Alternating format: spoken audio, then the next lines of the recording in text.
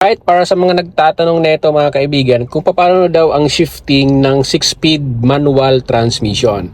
Ayan, pakita ko sa inyo, no? Yan.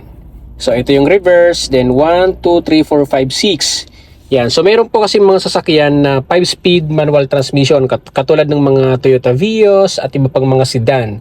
So, ngayon, meron naman mga gantong transmission. So, paano ba ang shifting nito? Ipapakita ko sa inyo mga kaibigan kung paano to i-shift.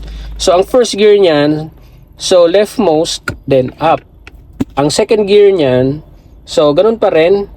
Pag dumaan sa neutral, leftmost, then down. So, ang gear 3 niyan, balik nyo sa gitna, then diretso lang. Ang gear 4, baba lang. Ang gear 5, gitna ulit, neutral, then rightmost, up. Ang 6th gear, rightmost, down. Then ang neutral niyan, eto pa rin, gitna. Pag intention yung mag-reverse, leftmost, tapos may selector yan dito, pinipindot, hold nyo lang yan, tapos leftmost, up. Ayan, so reverse na po yan. Then ang makikita nyo din dito sa indicator nyo, ayan, no?